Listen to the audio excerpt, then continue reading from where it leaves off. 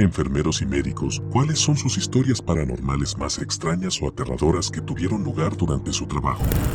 Soy enfermera en un hospital y mi paciente era una conocida tarotista en la ciudad, no muy desconocida en Luisiana. De hecho, había acudido a ella unos 10 años antes y fue inquietantemente precisa. Mientras la cuidé durante unos días, entré en su habitación y no respondía. Había estado muy letárgica todo el día, pero en ese momento estaba completamente apagada. Su hija estaba junto a la cama y trató de despertarla. Yo presioné mi mano sobre su esternón y aún seguía sin respuesta y con un pulso muy débil. Esta mujer luego se despertó al azar y estaba llena de energía en un lapso de 30 segundos. Me dijo que estaba muerta y que me podía mirar en la habitación todo el tiempo. Sabía exactamente lo que pasó. Supongo que no era su momento para morir. Se fue a casa un par de días después y todavía está haciendo lecturas de tarot. Solía trabajar en un asilo de ancianos y aunque no sucedió nada demasiado loco, definitivamente sucedieron cosas fuera de lo común. Recuerdo una vez después de que alguien había muerto, estaba limpiando su cuerpo y la puerta de la habitación se abrió de par en par a pesar de que estaba bien cerrada y no había nadie allí. Eso definitivamente me dio escalofríos. Hubo casos en los que se movieron muebles, las luces se encendieron y apagaron solas y los inodoros también se descargaron solos al azar. También recuerdo que una noche tuve una residente que me pidió que me asegurara de cerrar la puerta del armario que estaba al final de su cama y me dijo que cuando estaba abierto, esa mujer no paraba de entrar y salir toda la noche y la mantenía despierta.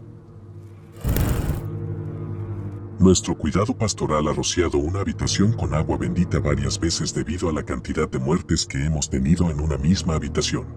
Solía ser una suite de trabajo de parto, que luego se convirtió en un cuarto de cuidados intensivos a largo plazo más tarde. La habitación tenía una pared, con nada más que ventanas. Era bastante hermoso y tenía vistas a nuestro aeropuerto local y las montañas al fondo. La única hipótesis sobre el gran número de muertes son las bacterias. Es dudoso, pero es una posibilidad. Una sala en la que trabajé una vez tenía una paciente que era psíquica o medium. Nos reímos un poco con ella, ya que estuvo en la sala durante un tiempo, había tenido un derrame cerebral que afectó su movilidad y de vez en cuando hacía lecturas para el personal, etc. Me lo tomé todo como un poco de diversión hasta que una noche pulsó el timbre de llamada a la enfermera y nos dijo que fuéramos a ver a un paciente en una habitación lateral porque estaba muerto. Fuimos a verificar y efectivamente encontramos que un caballero había muerto. Más tarde le preguntamos a nuestra paciente psíquica cómo lo había sabido y nos dijo que lo había visto salir de su habitación evidentemente angustiado.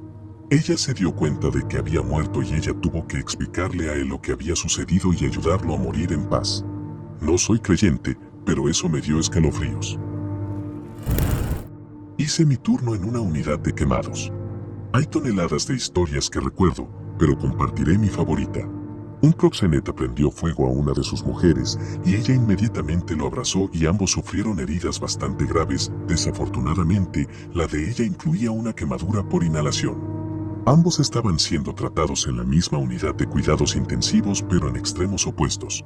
Semanas más tarde ella termina falleciendo y después de unos 30 minutos, cuando las cosas comenzaron a calmarse, el tipo comenzó a gritar desde su habitación: "Sáquenmela, saca a la maldita p*** de mi habitación". O ella le dio trastorno de estrés postraumático o de verdad lo estaba atormentando.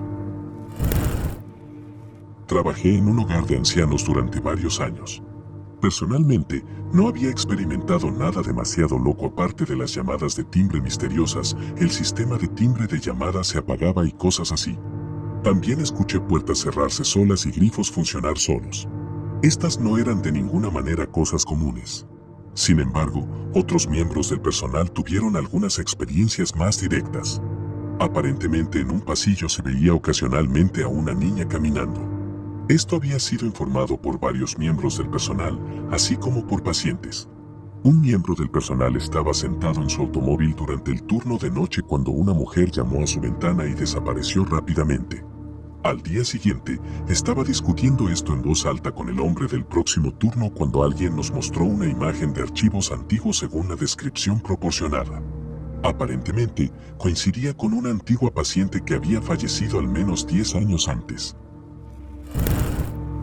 Ok, soy enfermero, pero esto no me pasó a mí, sino a varias otras enfermeras que trabajaron en estas unidades. Había una niña que frecuentaba la unidad de quemados en un gran centro de tratamiento médico militar en los Estados Unidos. Ha sido vista tanto por el personal como por los pacientes. Puede que ser fantasma no sea el término correcto, pero varios la han visto. Lo segundo, solía trabajar en el antiguo centro médico del ejército Walter Reed. En el antiguo centro que se cambió en 2011, había una sala VIP, en el cual creo que era la sala 72. Todos los oficiales generales retirados se quedaban allí junto con los altos mandos del gobierno, como el secretario de Estado y otros funcionarios del gabinete. También hubo una habitación para la primera dama y el presidente. Esta sala era privada, estaba cerrada con llave en todas las entradas y era muy cómoda. Estaba amueblado con muebles de muy alta calidad y muchos de ellos fueron donados por la difunta Mami Eisenhower, esposa del presidente Dwight Eisenhower. Según mi amigo que trabajaba allí, el fantasma de Mami Eisenhower era muy particular con cualquiera que se quedaba en su habitación, y si alguien dormía en ese cuarto, ella arrancaba las sábanas o las piezas decorativas se caían al azar de la mesa o de las paredes. Fui a este cuarto unas 2 o 3 veces y fue allí cuando mi amigo estaba conmigo y me contó todo esto. No le creí, así que fui y me senté en la habitación donde Mami se metía con las personas. Me quedé dormido, pero lamentablemente no pasó nada esa noche. Trabajé en un hospital pediátrico y siempre había escuchado que el cuarto piso justo afuera de nuestra unidad de oncología estaba embrujado. Trabajaba 3 horas normalmente, pero recogía horas extras y tomaba un turno de noche. Estaba trabajando en la incubadora que también estaba en el cuarto piso, pero en el lado opuesto. La unidad de oncología tenía una escalera que era un atajo a la cafetería que estaba en el segundo piso.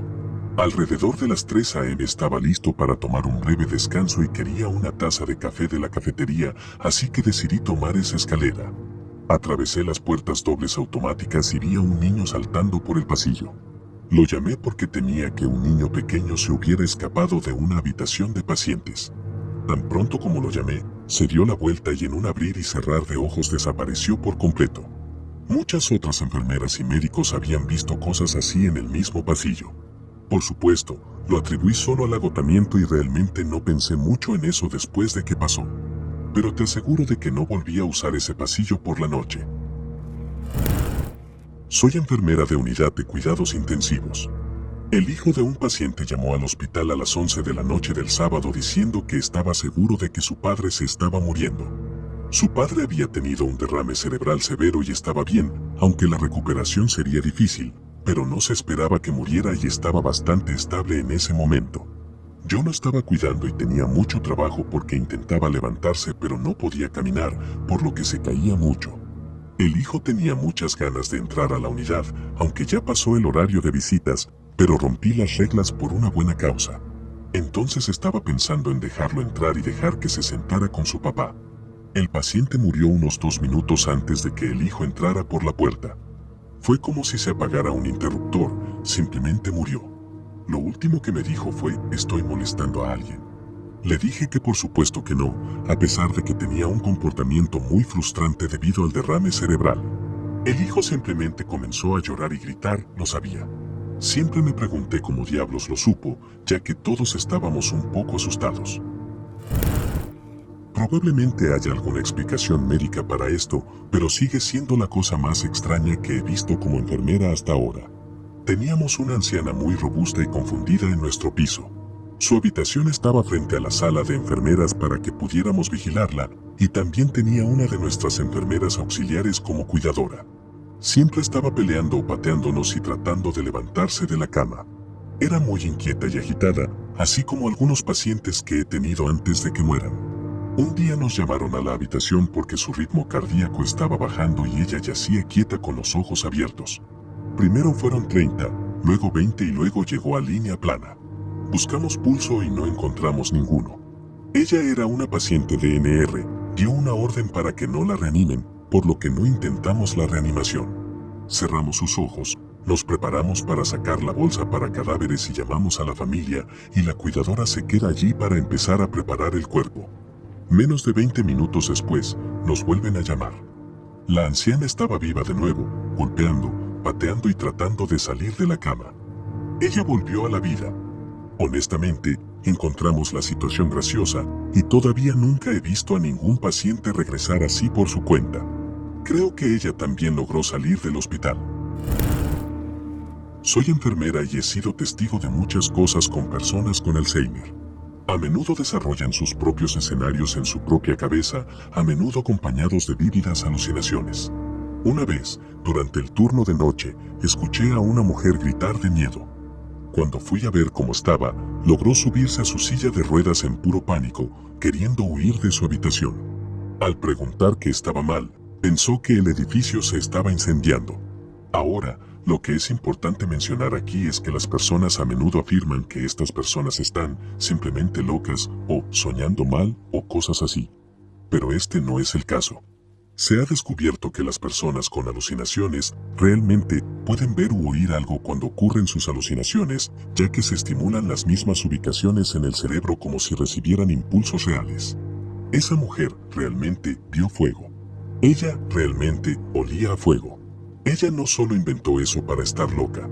Es lo que su cerebro le dijo que estaba sucediendo.